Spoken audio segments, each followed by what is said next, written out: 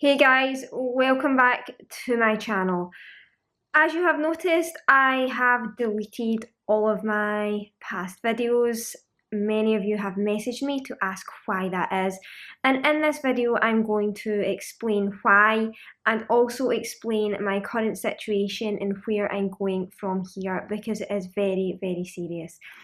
The reason that I did delete all of my past videos is because I no longer agree with a lot of those videos, with a lot of the things that I said in them, and I do not want to keep up videos that promote things that I do not agree with, or just the videos just don't have any meaning to me. All these ones about vegan drama last summer and things, I want to make this channel very meaningful. And another thing as well is that please watch this full video to understand what I'm saying, right? Do not just click off now. But I am no longer, at this moment in time, vegan. And I know a lot of you guys will be rolling your eyes saying, God, here we go again. This girl has flip-flopped. But I'd like to explain my reasoning for this. Now, as many of you know, I did go for hospital treatment at the end of 2016. And during that time, I was not permitted to be vegan. The hospital treatment was for my eating disorder. And when in eating disorder treatment, you are not really permitted to be a vegan. Now, when I came out of that treatment, I was like, yes, I'm like gonna go vegan again. Fuck you guys. Fuck you to the kind of the hospital and my treatment team and things. Because I was like determined to show that I could be vegan and I could recover on a vegan diet. And deep down, I wanted that to be true. You guys saw my videos that I put out a few weeks ago about how vegan was like the most ethical way to live, that we should all be striving towards the vegan lifestyle. And I really, truly, you guys must have saw how much that meant to me, how much I had invested in it, and how much that is the way that I wanted to live my life. However, something inside me deep down knew that I was not doing the right thing for my own health and my own body, but I was determined to do it. I was determined to be vegan. So I was putting the fingers up to everyone and everything that was telling me otherwise, even my body's own signals, and a lot of you guys out there, you will not understand the truth about eating disorders, or the truth about most eating disorders. And that is what I would like to tell you in this video, about why I am not vegan and why I really can't be vegan, at least right now. And that is very difficult for me, very difficult for someone who has identified as a vegan and really identified with the ethical side of things.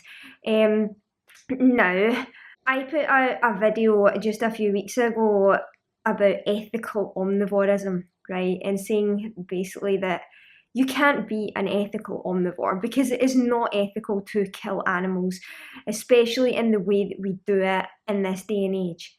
And I still believe that. I really do still believe that the way that we treat animals, that we like just kill and slaughter all these animals, I don't believe that it is ethical. And I'm not going to sit here, whatever, and say I'm not vegan, but I'm an ethical omnivore, because I understand that it's really not an ethical thing to do, right? It's widespread. There's nothing that I personally can do to change that. Every person plays their part, okay? But right now, my situation is so dire that I need to do everything in my power to recover from my eating disorder. There are so many things going on in the world right now. There's the problems with the environment, with the animal agriculture industry, politics, wars, whatever. There's so many huge issues in the world right now. But here's the thing. For someone with an eating disorder, there's only one thing that really needs to take priority, and that is your recovery, because eating disorders they're the number one killer. They're the number one psychiatric illness killer, right? And I have suffered from an eating disorder for 20 years. For those of you who don't know that, I have been underweight most of my life, severely underweight.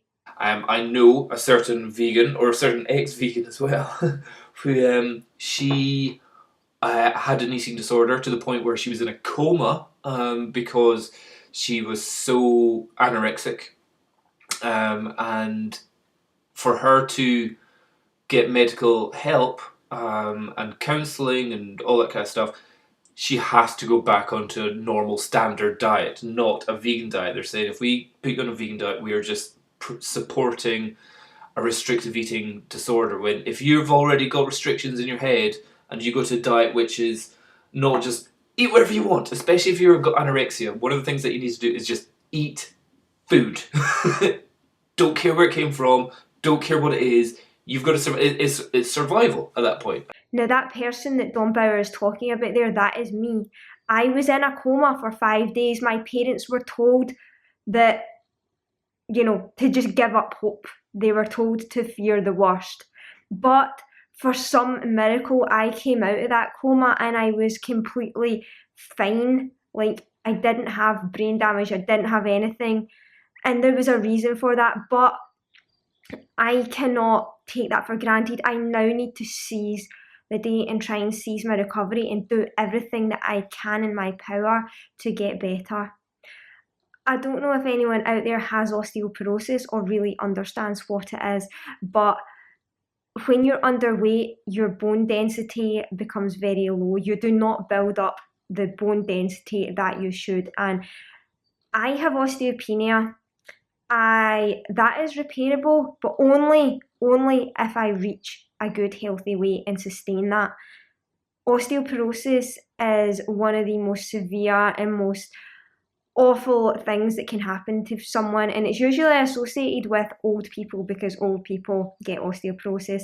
But if you have an eating disorder, you get it at a much younger age, and it cripples you. It's awful, and I do not want that for my life. I need, as someone who has lost 20 years of bone building opportunity, I need to sort that out. My heart is shrunken, my ovaries are shrunken, everything is shrunken, and my life expectancy currently is probably 20 to 30 years below what it should be. The only way that I can solve that is to gain weight and recover. I am of no use to anyone or anything or any movement unless I can recover and be healthy. Now, there'll be people out there saying, but you can recover on a vegan diet, blah, blah, blah. I've done it, nah, nah, nah, nah. And that is great if you have done that. However, everyone's eating disorder is different. Everyone's recovery is different. How many people do you know that have had an eating disorder for 20 plus years who have managed to recover on a vegan diet? Probably not that many. In fact, most people with eating disorders die within 10 years of getting the illness, and I've had it for 20 years. So my chances of recovery are statistically are looking pretty slim anyway, but I'm determined and I am going to do it. Now, one of the main reasons that recovery on a vegan diet is not optimal, okay, is the fact that it is not the most efficient way to gain weight and is not the most efficient way to get in the nutrients required for recovery from an eating disorder. People with eating disorders have a much higher protein requirement than normal healthy people. The 40 grams that's considered okay for someone on a daily basis is not okay for someone that's got an eating disorder or recovering from an eating disorder. And it's very difficult to get the amount of protein on a vegan diet, right, that's required for recovery, but also getting that amount. And if you're trying to get that amount in a vegan protein sources come along with fiber as well. For example, beans contain carbs and fiber. It's very difficult in the volumes of food that you have to eat to get enough protein and enough vitamins and minerals, and phosphorus is a huge one, on a vegan diet is almost going to be impossible. Whereas if you consume protein from an animal source or like just any non-vegan source, it's usually going to come just isolated protein. You know, if you take a piece of fish, for example, there are zero carbs or fiber in that.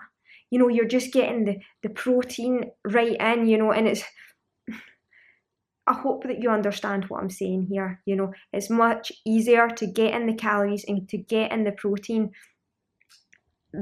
on a non-vegan diet than it is on a vegan diet. And when time is of the essence, which is what is the case for me or anyone recovering from an eating disorder, these things have to be taken into consideration.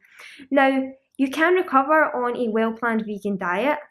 You know, I'm not saying that you can, I'm just saying that it's not the most efficient way, especially for someone like myself who does have the digestive issues, which can be aggravated by having too much fiber, and also your stomach shrinks. And to eat that huge volume of food that you would need to eat on a vegan diet is pretty much impossible. Really is impossible.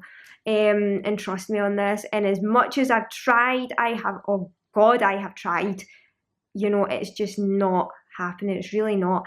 And although I did have digestive issues when I had to start eating meat again, that was just because my body was not used to it, and it was a kind of shock to the system. After a week or two, you know, the digestive enzymes build back up and they are able to digest the meat again.